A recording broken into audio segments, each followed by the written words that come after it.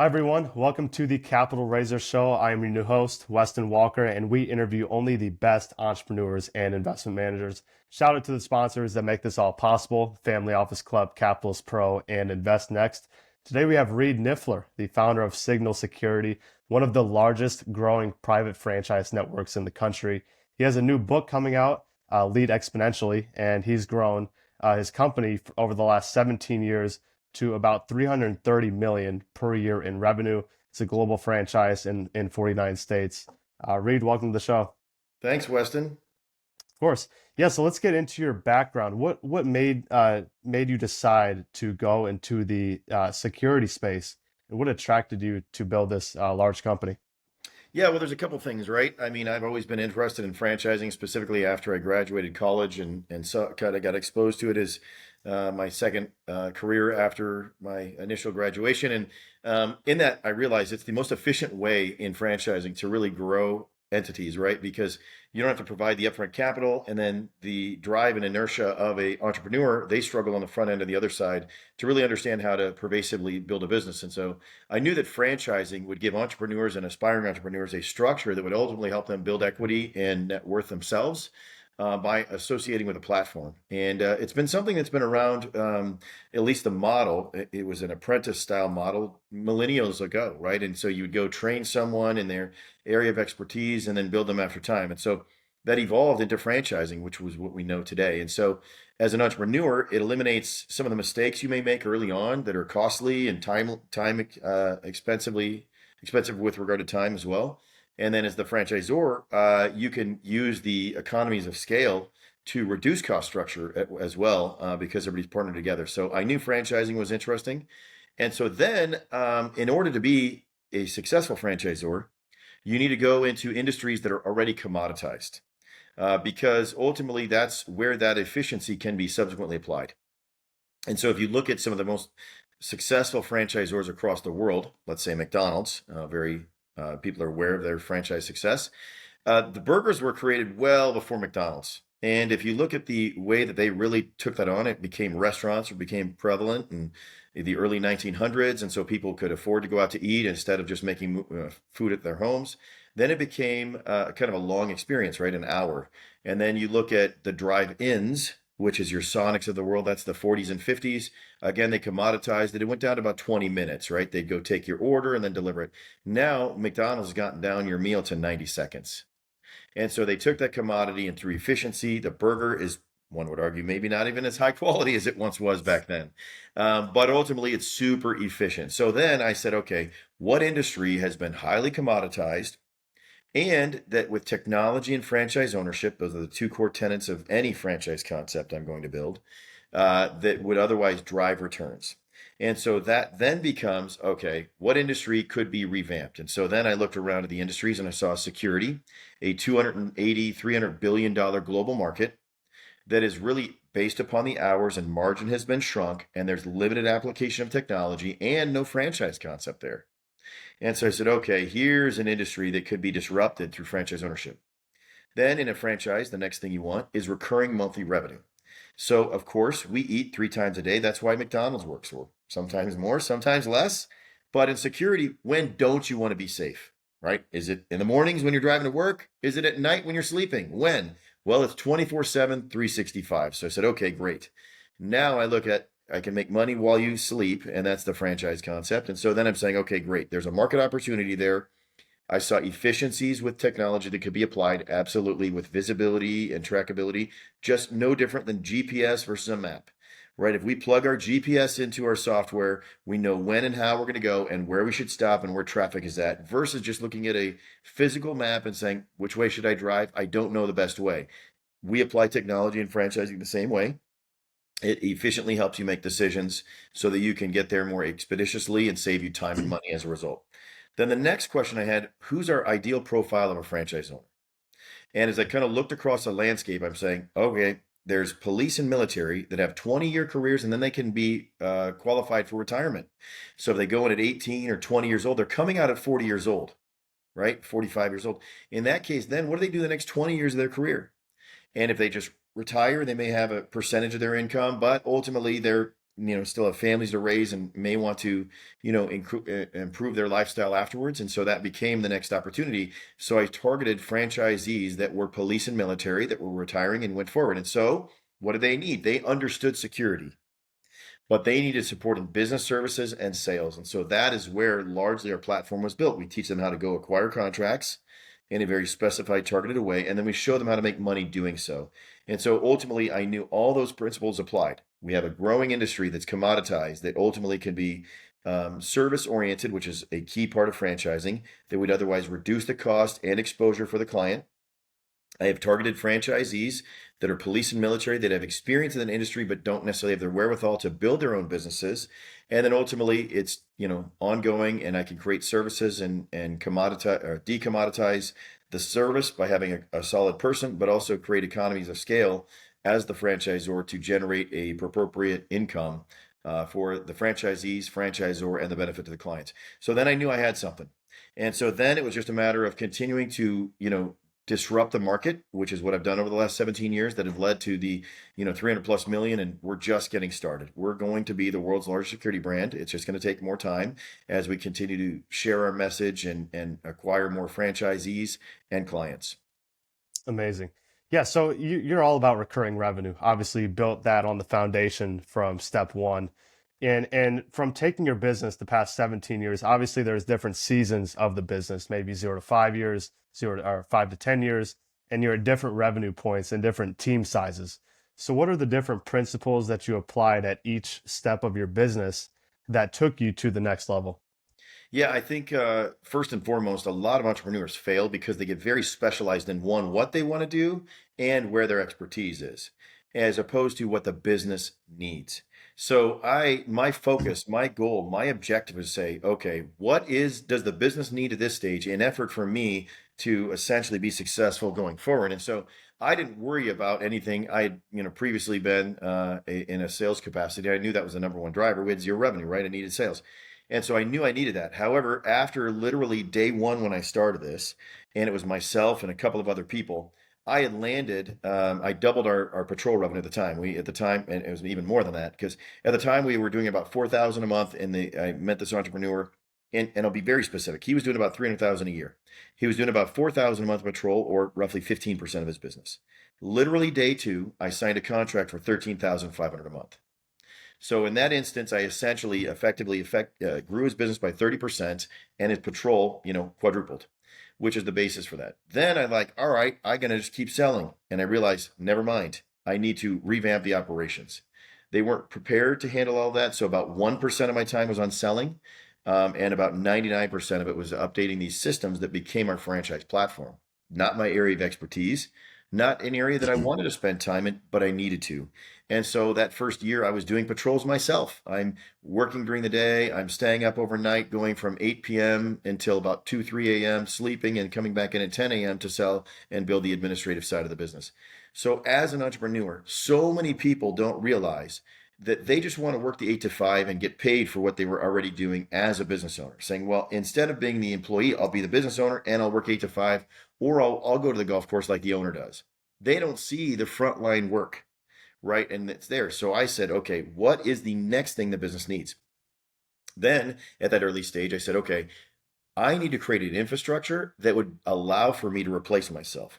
So I was working on the business and in the business. Now, most entrepreneurs, they work in the business, but they never document and train and divide the responsibilities to otherwise hand them off effectively. So while I was doing patrols, I understood how to do it efficiently and develop our technology. So then I'm saying, okay, how do I think of it like UPS? How do I simplify the patrol officer's responsibilities while I'm doing the patrols? And so it became essentially a checklist. Deliver this package first, deliver this package next, take a photo when you deliver it. Then I commoditized the solution to simplify it so I could bring that all the way down. As a business owner, you want to simplify every task so that it's super quick to learn and understand and elevate at a high proficiency. That's what Amazon does on its package delivery. They don't need the driver to decide which package to deliver next. The software tells them. They tell them what bin to grab it from, what to walk up, where to deliver it, walk to the front step, take a picture.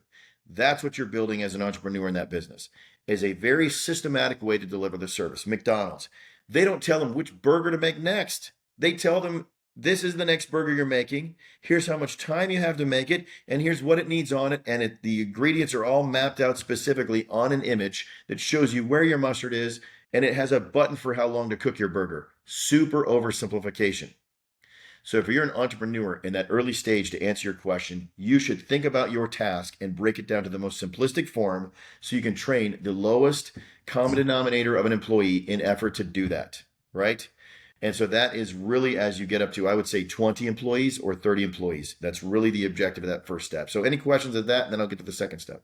Yeah, and documentation is key to get to the next step. And you also built technology. You've invested millions of dollars in tech inside of your company to systematize your processes. So how has that improved your margins and scaled your company? And what did you build exactly to scale your systems? Yeah, so I would invert that and say if you don't have a core business model that works on paper, it won't work in technology. I see so many organizations trying, if I just had this tech platform, everything would work. Well, in a incubator, in a controlled environment, that tech can work on paper but not in practice, right? And a good example of that is I remember in the 90s, there was a web grocer. I believe the name was even Web Grocer. And they thought, this is going to work.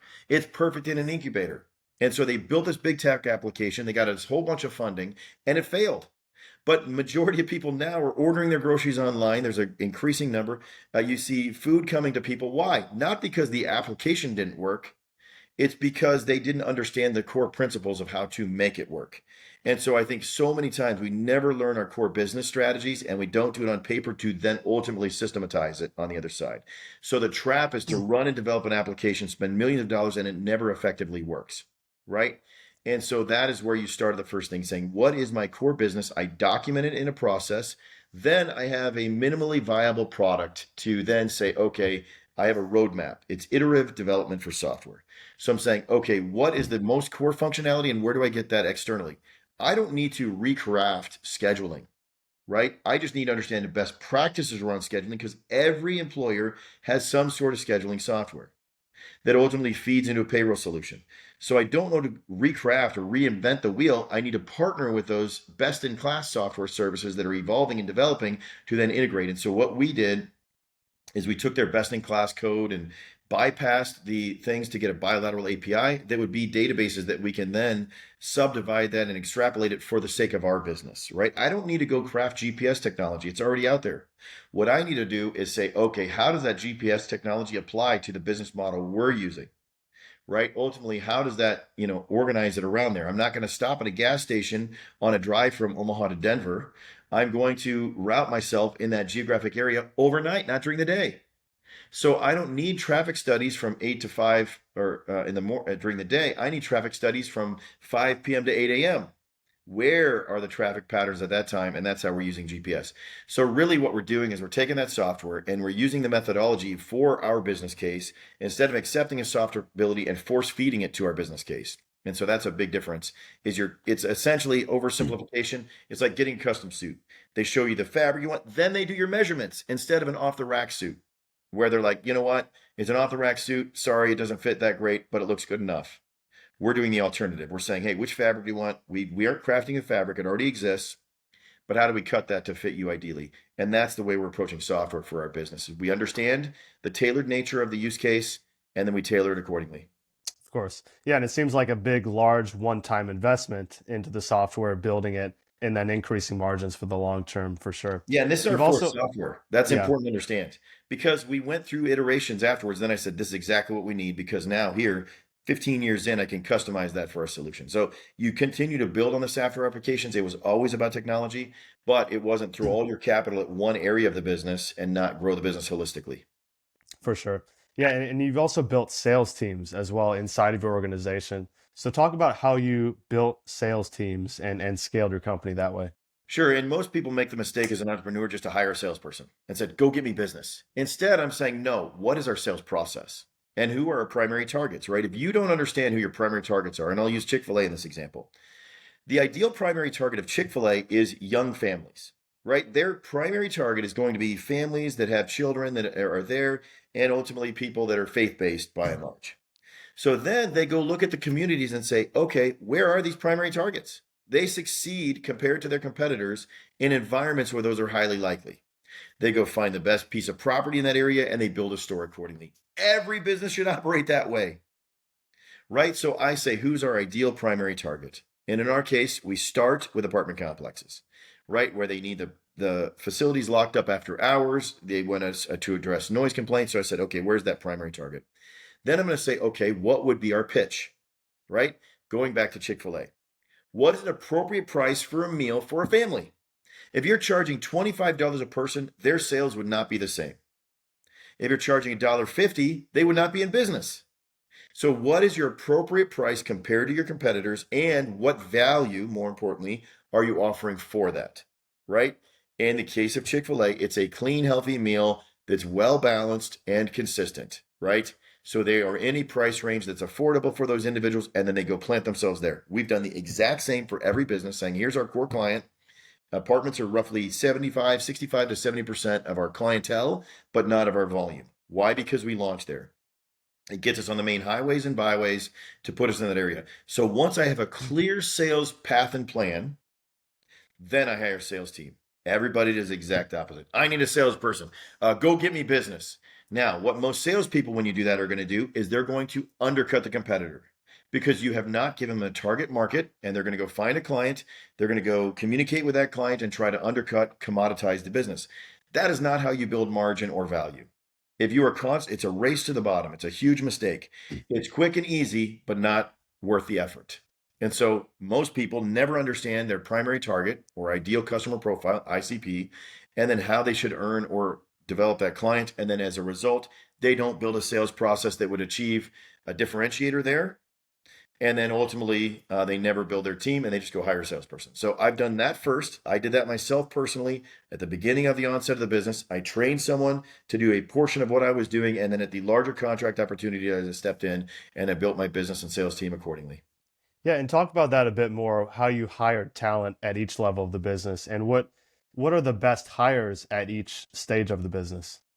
Great question. And so I think at the first stage of the business, and let's hire talent, you want people that understand the mission you're trying to achieve and maybe are a little bit of have the ability to bounce around in those areas, right? Because you don't have the ability to have a full developed team, right? And so, think of it like a junior high sports, right? So if you're in a football team and you're just learning what the positions are, and you may be playing defensive back and wide receiver and those types of things. And in fact, you're probably on all the special teams if you're an athlete and you just understand, I got to tackle this guy and, don't let him score. And that's the basic principles. You go to high school, if you're a really good athlete, you're probably just on offense and defense, maybe not on special teams, or if they really, really need you, you are. But you begin to understand how to run routes. You understand how to read the offense if you're on the defensive side of the ball. Then you go to college, right? This is just the development of a business. Think of junior high as the starting of the business. Think of high school as a business that has a little bit more consistent revenue and performance. Think of college as a business that's very sustainable. Now you're going to be maybe a linebacker, and they're recruiting you as a linebacker. And it could be outside linebacker or inside linebacker, right? Yeah, it's more But you're specialty. yeah, that's a specialty at that point. So as you get to that third stage of business, right, and largely that's where we're at now, we have people that have been linebackers in high school, have shown proficiency, they understand what to do, they have the underlying economics that are there. Then you go to the next level, which is the NFL. Now you are only an outside linebacker and you're probably pass oriented maybe or run oriented. You're getting very specialized. That's the next iteration of business talent. So what many entrepreneurs do is they try to go find that all pro outside linebacker and they can't afford it. And so that person's bored because his teammates are not good. They struggle because even though they may tackle their guy, there's still 10 other people on the field that are struggling or not successful. Or on the worst case scenario, the offense can't score. So no matter how many people they tackle or how many interceptions they have, they're not winning games. So they won't come anyway. You can't afford them or anything else. So what you need to do at an early stage is say, wait, we're in junior high, knowing that these half the team won't make it to high school football, right? Go back and look at the team you have in junior high and how many quit football or not capable of performing there. So if you as a leader have that understanding, you can say, all right, I'm recruiting athletes. I'm recruiting my friends and athletes. Why? Because at that stage, camaraderie and athleticism are critical. right? Because if you have a person that's just throwing a wrench into your culture all the time, that's not going to work. So you're hiring to culture and athleticism, not necessarily specialty. Then you say, okay, who are the best culture and athletes? That's in high school. The rest, you guys weren't athletic enough and your commitment dropped off, right? You got a car and you weren't showing up to practice on time, etc.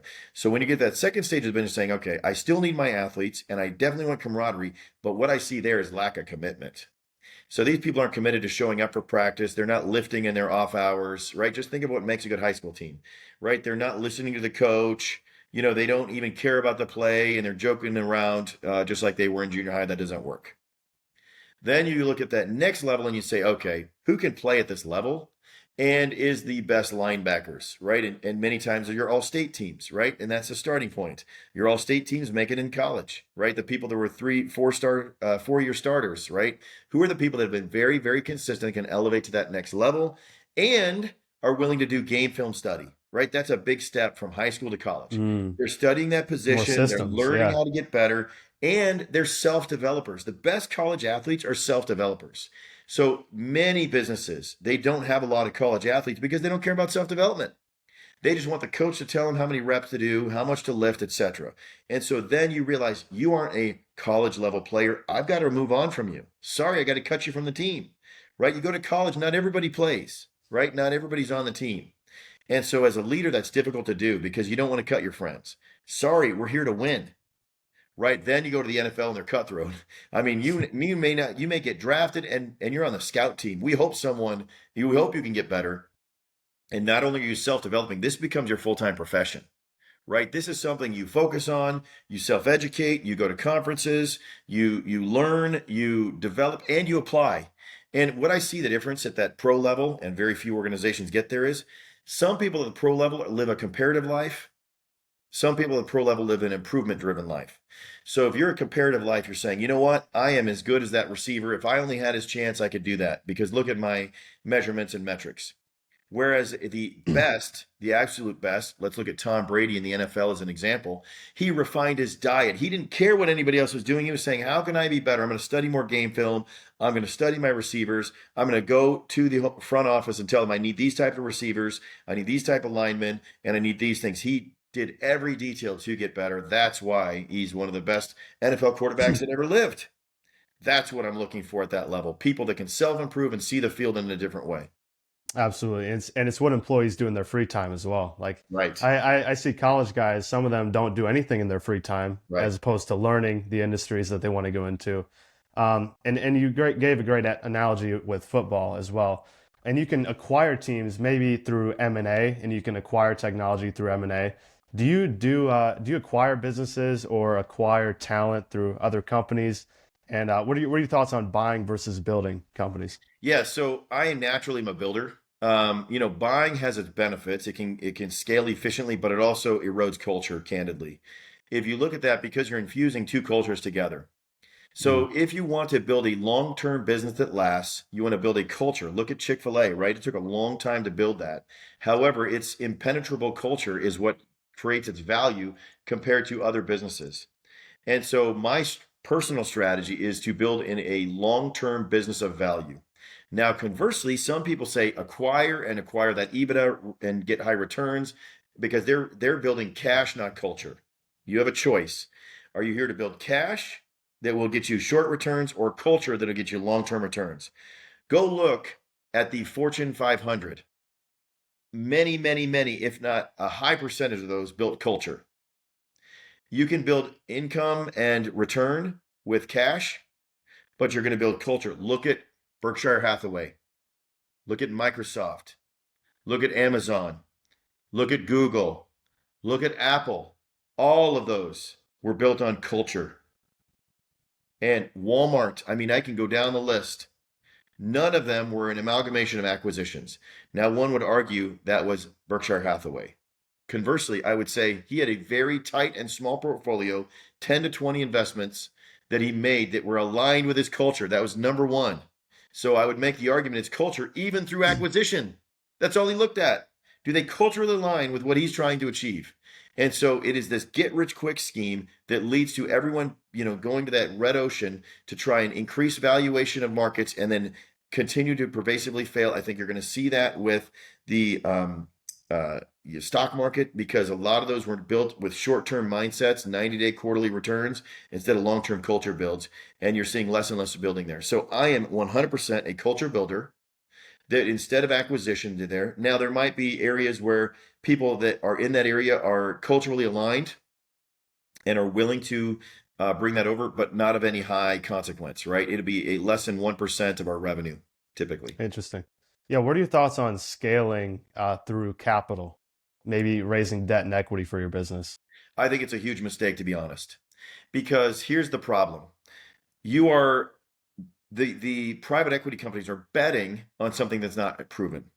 So I believe what's long since gone are these people that bootstrap it. Again, let's use UPS. If you read the UPS story, they were actually a bike parts manufacturer and reseller. And so back in the early 1900s, they would do bikes. Well, guess what? The advent of the car came in. What they realized was they were making more money on riding their bikes to deliver bread, was part of it, and other supplies. And like the bike business is going to be gone. So they started delivering goods, and they did that in the Northwest. And then eventually they're like, wow, we're making more delivering these goods than we were making bikes. And now we have more means to be able to do it. And on top of that, why? Because they're entrepreneurs. They did with little or no money. Look at Warren Buffett, same thing. Look at Amazon. They didn't take on a ton of capital until they had a viable business initially, and that's a little bit of a caveat there. But ultimately, even Google had an offer for $1 million to Microsoft. They didn't do it. They understood their client and business. Then the capital came along. Why? Because the equity cost is a lot less. Mm. With your liability, you give up equity because they need the returns correspondingly. But if you can take the minimal amount of capital infusion you need at each and every stage, you can sell it for more later. The other thing that happens when you take on debt becomes pressure, because there's a lot of speculation in the way you're projecting out your growth. And if that does not materialize, they will take that from you because shareholders will be paid first. And so there's a cautionary tale. I believe it's a fan's business, basically Fanatics or something like that. The guy basically got $1 million and had 1%, and they basically walked with nothing. I can't remember the exact name of the business, but essentially the way the debt covenants worked, the original entrepreneurs walked with virtually nothing. Why? Because they took on debt too quickly. They felt like they have money, but that has to give a return. So if you don't fundamentally understand your go-to-business strategy and how you're going to make money, and cash is not an accelerant, it's a distraction, because it will distract you from being efficient with capital to get returns, which is what every investor wants. Interesting. Yeah, and you've built over the past 17 years. It's not like you scaled slowly. You scaled to $330 million in revenue Right. in just 17 years. So what are your plans for getting to the next level from here to build the number one global security company? Yeah, great question. And so, as I kind of mentioned earlier about breaking down those pieces of the puzzle, I see and I'm going to try to describe our software in a more simplistic format here, so it can be followed. But basically, I mentioned that building that processes, right? So now that I have those simplistic and recurring processes, we will use AI initially to say, okay, here's the answer you think you're looking for based upon your request or question. Think of that like how often you interact with Uber. You don't really need to call Uber headquarters because AI understands all that stuff, right? Same thing in our business and franchising. So it'll say, every entrepreneur at your stage had these questions. Here's the first round of questions. Second, it'll have calls recorded from sophisticated people that'll apply AI on that other side. So just as we're having a call now, like it's recorded, I can apply AI and say, hey, when asked this question on all of Weston's podcasts, here's directionally the answer you simply get. So it can amalgamate that information and provide a secondary answer based on humans' interaction and the answers they provide contextually. The third step of that would be, okay, taking that support globally that apply basic intuition. So if those questions are not answered by AI or a content based on live interaction, such as this is recorded, then I'll go to a global force that is economically efficient. They would otherwise say, hey, here's based upon the information, another intuition as I look at the data and information that I would otherwise surmise. Then the fourth support would be a domestic high intuition individual. So what does that do? It saves me from, as the owner, answering very basic questions that are time consuming and high volume. So as I walk through our technology, you're getting the appropriate support at the level with which that question drives that support. And so I think we're going to scale through technology as a result by otherwise prioritizing questions, right? So think of it as typing in a Google search and another one. Many times, just as you're typing the words, it's projecting out what your question might be. But as you get a very complicated or sophisticated question, you have to search multiple sites to be able to find that answer. Same thing applies. We want to make sure that those questions are going, and if it's appropriate, escalating to me. But there's layers of the organization that has sophistication levels to answer those questions. Back to my football analogy. If it's a junior high football question, it should be a junior high coach answering that question. If it's a high school football question, it should be a high school coach and all the way up, so that if it's an all pro question, it should be the Hall of Fame coach answering that question. For sure. Yeah, and there's different levels of leadership there. So you have a new book coming out, Lead Exponentially. Could you explain that? It's your second book that you Yep. come out. Yeah, it kind of is a follow up to my Transform Through Purpose book. And that Transform Through Purpose book, we'll start with that one first, is really what are the self disciplines necessary so that you can progress all the way through that, following the analogy here, junior high, high school, college, and then ultimately pro, right? And you can create the disciplines that'll be required at the pro level, at a junior high level, that'll accelerate your growth and development. And that's an oversimplification. The follow-up of Lead Exponentially saying, now if you are considered a college or all pro, how do you create that corresponding coaching tree? How do you develop the next layer of our organization for sustainability? And so I follow principles and leveraging, the formation of the United States as an example, where you have George Washington, who had John Adams as his vice president, and then Thomas Jefferson that was there. That's leading exponentially. That's saying, okay, because Thomas Jefferson understood the sacrifices George Washington made for the 20 years between when he won the American Revolutionary War and the 8 years of his presidency, to then invest in John Adams, who was the president over the next period of time, then ultimately fourth president, Thomas Jefferson, that's leading exponentially. Because Thomas Jefferson, by the time he was there, created sustainability of the country we operate in now, because he defined clearly in the Constitution and Declaration of Independence what would success look like, and we need to be very consistent. Then he demonstrated that, George Washington did, and in his presidency made the appropriate adjustments, carried that forward with John Adams to then have that more legislated with Thomas Jefferson. So that is why we here, hundreds of years later, can live the life we live, because the formation of the country and the leadership principles that were applied became repetitive in that. And I show principles through Lead Exponentially how you can do that with your business based upon the success, and very systematically at stages and phases of the business which are articulated in that business, so that you can apply it similar to what we discussed on this podcast. And the other example I use there, and it's pervasive throughout the book, is the Christian faith, because Jesus was investing in his disciples, but then he ultimately brought in Paul, who led the original church. Then the disciples carried it forward because they were only in their teens at the time of discipleship, to then carry it forward to lead to the Christian movement that has materially changed the face of the world. And that is leading exponentially. He understood the principles that he articulated in the New Testament that would otherwise need to be applied, drawing upon the Old Testament and the principles that applied, to show that if you adopted those as a believer in that context, you can have an exponential effect of your culture and your community, and it's extended over time. Why did I choose those two? Because there's countless business principles that have failed that are the principles of the day. I wanted to go back and say, what has endured time, generation after generation after generation? And certainly, if you look at the Christian faith, that's been pervasive even through Reformation and denominational breakdowns. It still maintains sustainability and still is applied in a universal way today. And likewise, United States. We've had multiple senates and houses and added states. Go look at all the states that were added after the formation of the 13 colonies. And it's still been sustainable and viable to surpass all economic conditions across the world, because when we started, we were just a group of 20,000 people at the onset of that. And now it's hundreds of millions of people. And it's really the ideal country that everyone wants protection from and support of, and potentially to immigrate to for their own American dream. So that's why I chose those two and Lead Exponentially. There is also a corresponding podcast for that. It's Reed Flexions, reedflexions.com, or and you can We'll find that link that in the yeah. description. So it hits every chapter of those two books in the 56 episodes, chapter by chapter. Awesome.